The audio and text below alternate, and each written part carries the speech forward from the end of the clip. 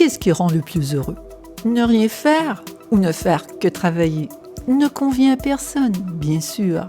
Trop dormir ou ne pas dormir suffisamment non plus. Dans cet épisode, il sera question d'astuces pour maintenir plus d'équilibre dans nos vies. Marie a toujours eu tendance à exagérer. Lorsqu'elle aime, elle aime trop. Lorsqu'elle travaille trop. Lorsqu'elle mange, elle mange trop. Des experts lui ont dit que le grand responsable de ses comportements déréglés étaient ses émotions exacerbées. Il faut peu de choses pour qu'il y ait un dérapage et que cela devienne des habitudes. Dans le cas de Marie, il s'agit de mauvaises habitudes. Cela lui a causé un mal-être incroyable jusqu'au jour où elle a enfin trouvé des pistes pour s'en sortir. Elle a pu réinviter l'équilibre dans sa vie. Bonjour, je suis Sylvie Gendreau, la fondatrice des Cahiers de l'Imaginaire et la cofondatrice de la Nouvelle École de Créativité.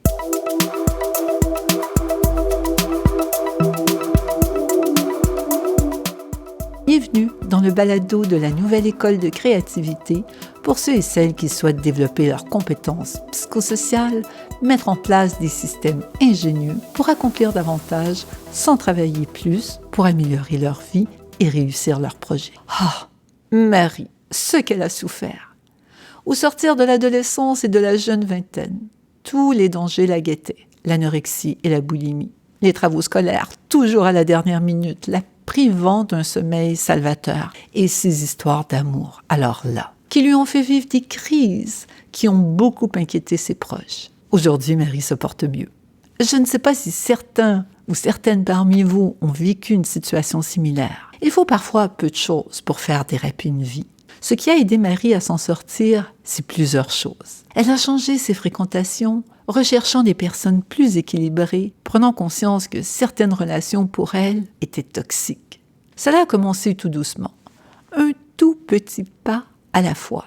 Mieux choisir ses amis, apprendre à s'organiser, à anticiper, à planifier, à s'organiser. Tout n'est pas toujours parfait, mais elle arrive à garder le cap. Marie a repris les rênes de sa vie. J'ai parcouru les méga-tendances annoncées. La population en général est à risque. Les problèmes ne disparaissent pas d'eux-mêmes et les choses deviendront difficiles pour plusieurs. Que ce soit la migration des populations à cause du climat, les conséquences environnementales sur la santé, l'évolution rapide des technologies qui exigent une adaptation continuelle, aucune personne n'a de contrôle sur ces épiphénomènes. Mais chacun peut avoir le contrôle sur certains aspects de sa vie. Une des premières choses est de développer notre capacité à écouter nos intuitions. Sais-tu faire la différence entre les deux petites voix en toi? As-tu remarqué, lorsque tu es stressé et tendu, il t'arrive de faire plus de bêtises? Tu écoutes alors la petite voix énervée. Tu penses que ce sont tes intuitions, mais lorsque nous sommes énervés, voire apeurés, c'est plutôt la peur ou l'ego qui réagit. Et cette petite voix peut même parfois dépasser les bornes et frôler l'hystérie. Et si nous prenons des décisions dans cet état, il est fort probable que ce sera de mauvaises décisions. Garder son calme en situation de stress requiert une vraie sagesse. C'est pourtant l'unique façon d'avancer.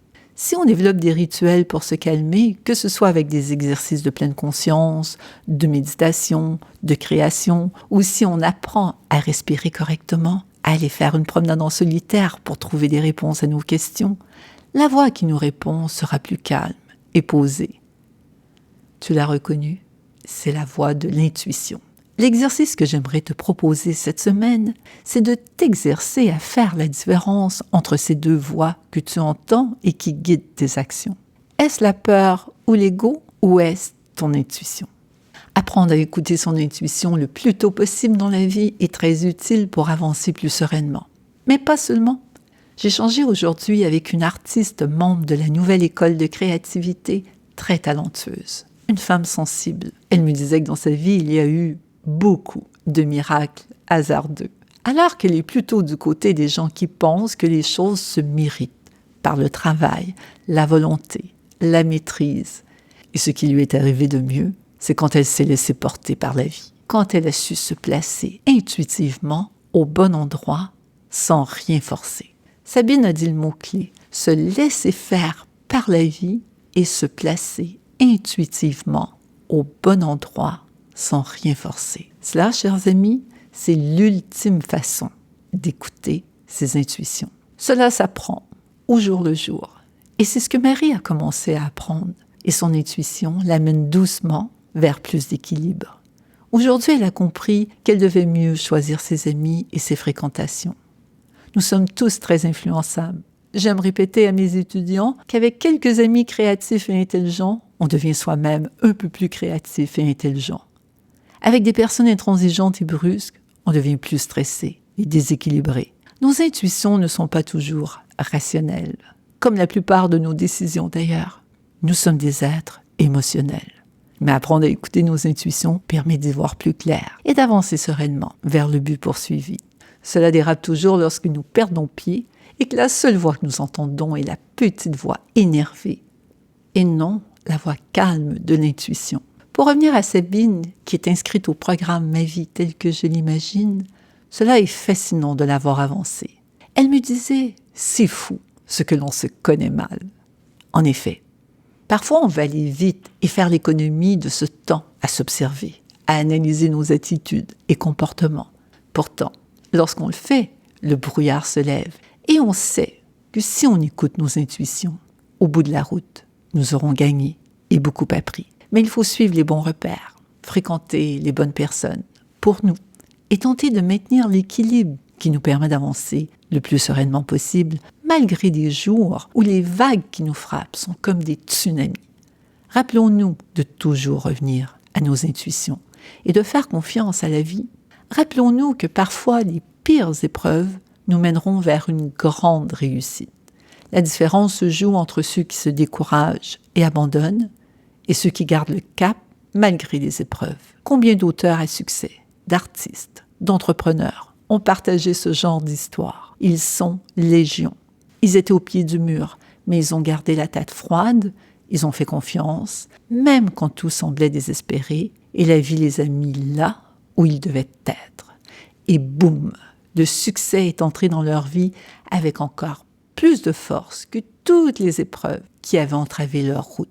Pour ceux et celles qui souhaitent mieux se connaître, jetez un coup d'œil au programme en ligne Ma vie telle que je l'imagine. Les inscriptions sont fermées au moment où j'enregistre cet épisode, mais vous pourrez rejoindre la liste d'attente. Toute personne devra avoir une ligne de vie pour traverser les tempêtes en gardant un pied marin. Bon, au passage, je salue mes amis bretons. J'ai commencé à concevoir le cours Ma vie telle que je l'imagine lorsque je vivais à Saint-Malo, face à la mer. Cela explique peut-être toutes ces références marines aujourd'hui. Pour ceux et celles qui sont intéressés, www.mavie-telle-que-je-l'imagine.com. Ce qu'il faut retenir de cet épisode, c'est que ce que nous pensons être une intuition est parfois une petite voix énervée, dictée par la peur, la colère, les frustrations ou l'ego. Et elle est très mauvaise conseillère. La voix de l'intuition est beaucoup plus calme et posée. Elle porte en elle une certitude. Notre plus grand défi est de réussir à reconnaître ces deux voix pour faire la part des choses et écouter la voix profonde de l'intuition. Et ce, malgré le tumulte du monde, malgré le tumulte en soi, c'est l'exercice que je te propose cette semaine. Pratiquer une écoute active, en silence, en méditant, en marchant, en respirant, pour toujours s'améliorer afin d'apprendre à mieux reconnaître la voix profonde de notre intuition lorsqu'elle se manifeste. Car si c'est vraiment l'intuition, il y a rarement de meilleurs guides. Si tu as aimé ce balado, merci de t'abonner et n'hésite pas à me laisser un commentaire ou à me poser une question. Je serai ravie d'y répondre dans un prochain épisode. On se retrouve soit dans les cours et ateliers de la Nouvelle École de créativité lors de ma lettre matinale ou encore le lab du dimanche avec les cahiers de l'imaginaire. À très vite!